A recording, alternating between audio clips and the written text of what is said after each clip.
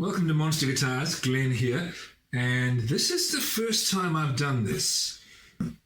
It will probably not be the last, but so thus far on the channel, from its very beginning, you've kind of watched me learning about building guitars and beginning to build guitars and finishing several. And that's been, it started out a bit shaky, but it's been getting pretty good. I'm getting there. But one thing I haven't really done, or I haven't done at all, is any guitar repair work. And if you're going to be a good luthier, you should probably be able to fix someone's guitar. Right, so you can now see what I can see up close. Epiphone made by Gibson, and Gibsons are notorious for having headstock breakages. And the reason for that is, do I have one of my guitars handy that I can show you the difference? Yes, I'll show you one that I'm working on. And I'll show you why my necks are better than Gibson necks. True story though, they actually are. So you will see, that's the back of the headstock on one of my guitars, and just where the neck meets the headstock, there is a thick piece of wood. In my opinion, a rather nice feature of the guitar. It's not fully shaped yet, but it's there. And lots of guitars have those, and there's a good reason for that. Number one, it looks and feels nice, but it also provides strength to the point where the headstock meets the neck. And for whatever reason, I don't know, but Gibson guitars, I don't know about all Gibson guitars, but certainly Gibson Les Pauls and Gibson SGs and the Epiphone guitars that are based on those Gibson guitars don't have a volute. There's no thick part there. That's quite thin. And as a result, if you ever drop a Gibson onto its back and the headstock hits the floor, there's a very good chance that it will break. And it's not the first time, I'm told, that this has happened on this guitar, although I can see there's the line for the old break. There's the line for this break. I don't know if the original break had one there as well. So it's possible that some of this break is not the original, or maybe it all is the original and the original glue joint is not that strong. I can see that it's a snap almost straight through, which would make it quite a challenging glue job because there's not very much strength when you're gluing end grain to end grain. So I have some ideas about how to go about fixing this. Yes, I think I do. So I've got some regular wood glue here. This is Type Bond 1 for those who are interested in the exact type. And I've thinned it down with some water, just a little bit. It shouldn't affect its effectiveness too much, but I've done it just to make it easier to get it into some of these gaps. There's a split along the side there between the binding and the headstock, possibly between the cap, the veneer, or thicker than a veneer, the cap on the headstock and the headstock itself. So I want to get some glue into there. I'm not going to be safe about it. I'm just going to get lots of glue in there, flood it, and then clean it off the surface.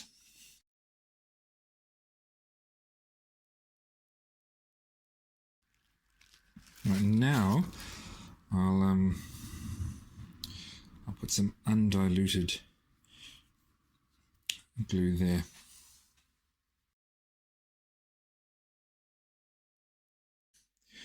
And the brushing action here is just pushing it down into the gap a bit more. Right, that looks good. I don't need to worry if there is a little bit of squeeze out, because there's going to be some sanding and some other work that I'm doing on the back of the neck, so that will all be cleaned off.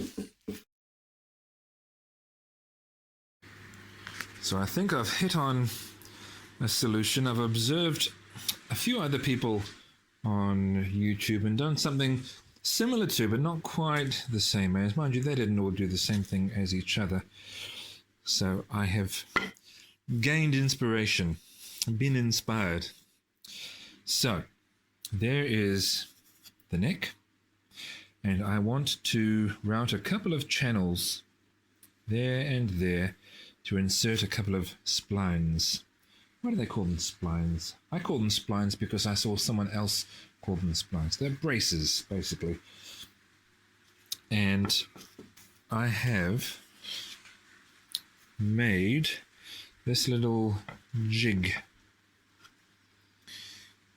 This little jig, which I will clamp on so that it doesn't move, and which will enable me to sit my recently acquired cordless router on that jig and slide it back and forth once, or not once, but several times on that, along that edge, and several times along that edge, cutting those channels, which I will then fill with the braces. Let's see if this works.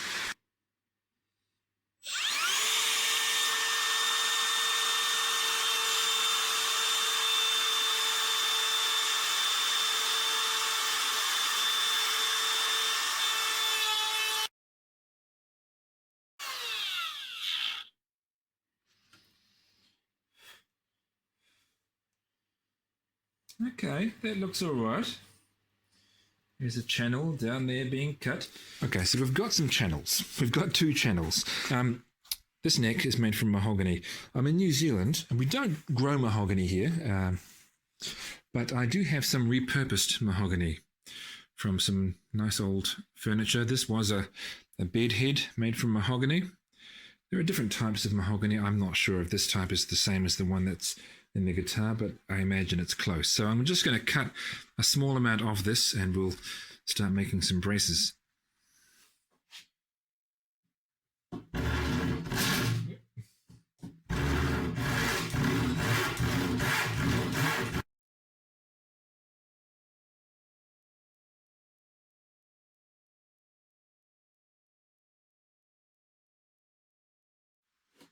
Right, one piece of mahogany. This seems like a pretty fiddly part of the process, because it is. So I'm shaping a piece of that mahogany here to fit in this slot channel thing.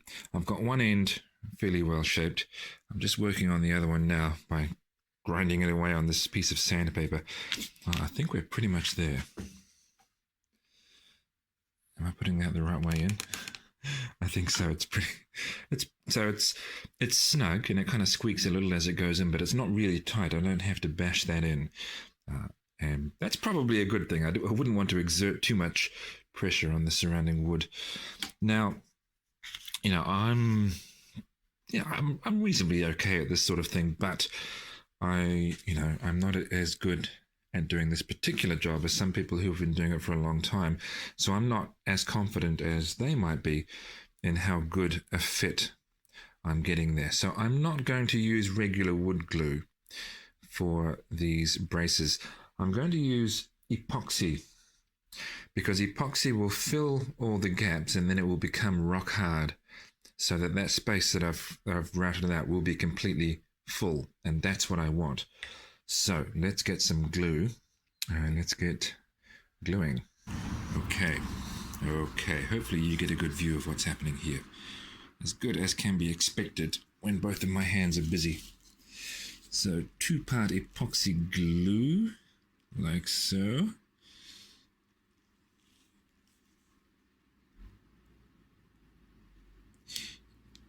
And given that I'm just putting in one of these braces at a time, I will probably have made up more glue than I need, but it's, well, better to have more than you need than not enough. And then you I just paint all the surfaces with the glue, and don't worry about making a little bit of a mess on the surface. There is going to be a mess. I'm going to have to do some cutting back and sanding and filing and what have you.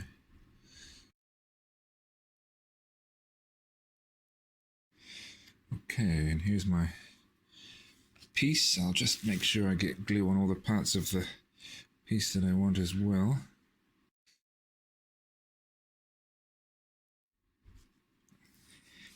Right, now I'll just tap that down a bit.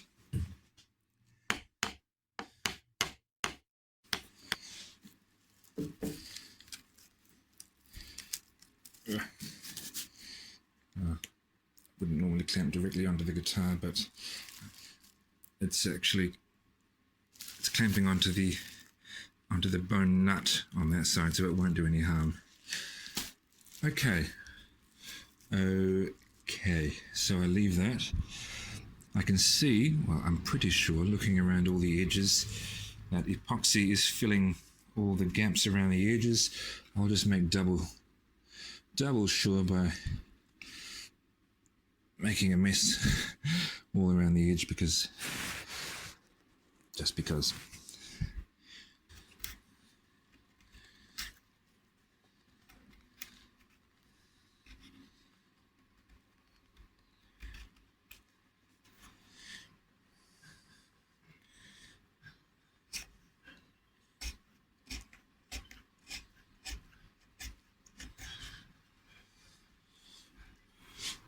Okay, that's all the, well, I call it rough shaping. It's actually getting fairly fine now.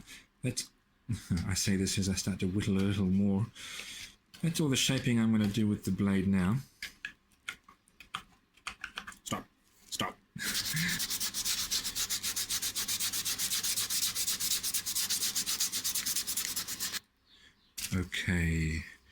Okay, so I'm feeling pretty optimistic about this.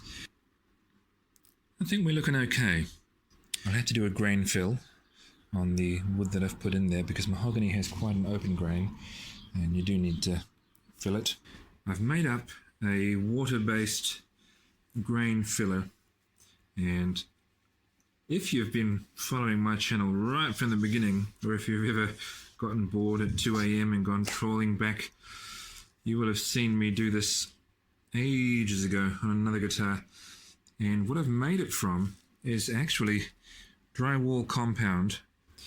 I'm going to let it dry and then sand all the excess off the surface, and most of that will disappear, and you'll just see the black flecks that are sitting in the grain in much the same way that you can see them there. So now that the repair job is basically done, he said bravely, let's get some color on here.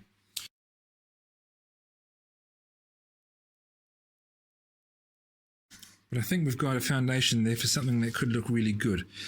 I'm going to just scuff this here with some synthetic steel wool, and that will clean off any excess dye that's gotten onto the surface of the polyurethane. And then I'm going to go ahead and clear coat this.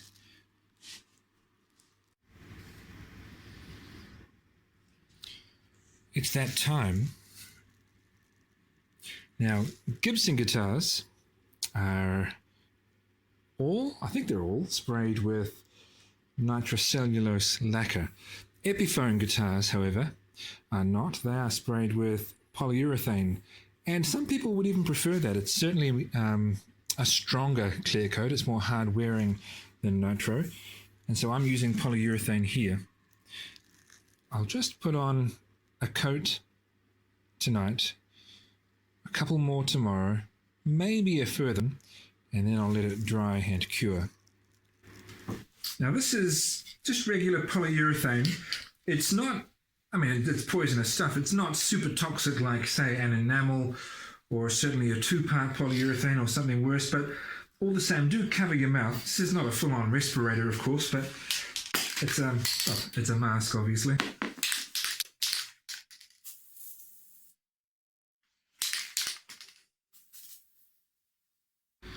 I've got a few clear coats on there now, and one thing that's obvious to me is that I'm going to have to get some more stains and dyes and whatnot, because what I had available to me just kind of isn't cutting it.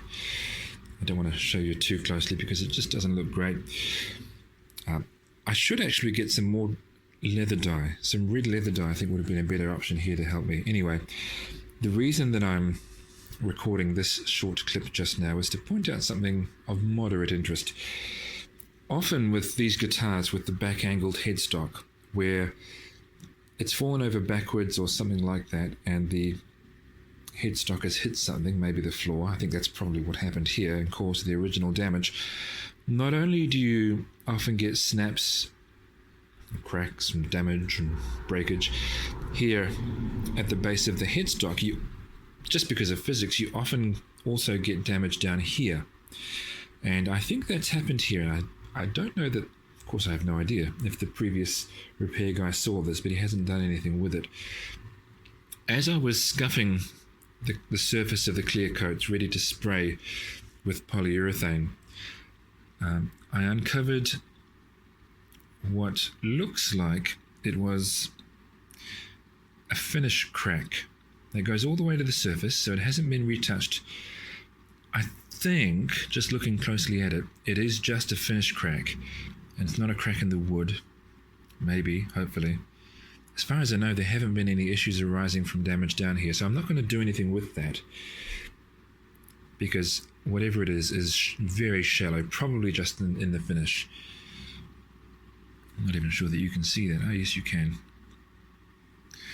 So there you go.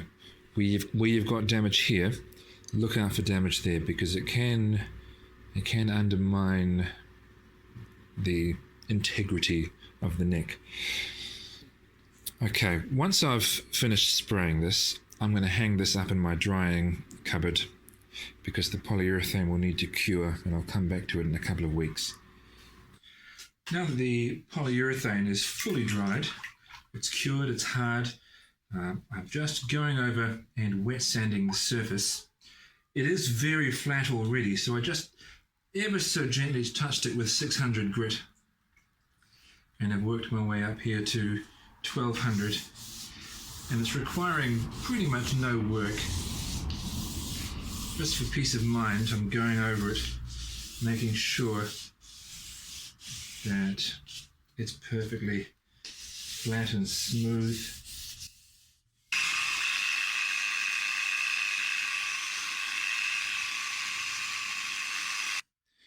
That feels decent. Looks okay. The colour matching isn't good. I don't have the right dyes and stuff, as I have mentioned already. I guess the real test, though, is in stringing it up and seeing if it stays in tune.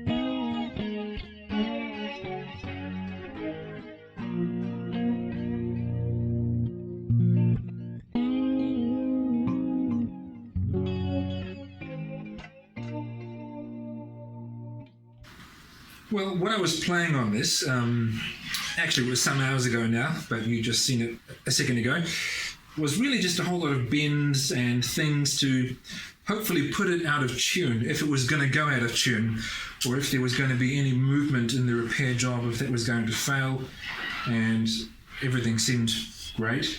It's been sitting here for several hours, and it's still in tune now, so that's encouraging.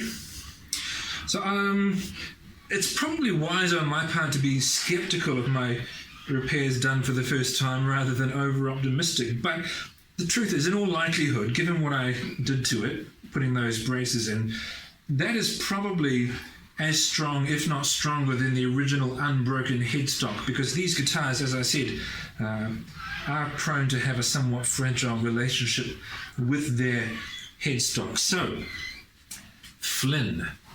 Young Flynn, you have your guitar back. I'll get this sent to you very shortly.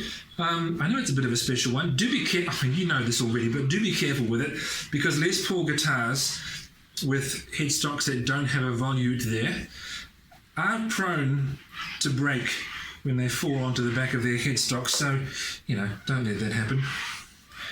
Other than that, enjoy it. My first time doing it, I enjoyed it. It went pretty well. Do I look forward to the next time? I suppose I do. But when the next one comes my way, I'll be comfortable doing it. So, until next time, take care.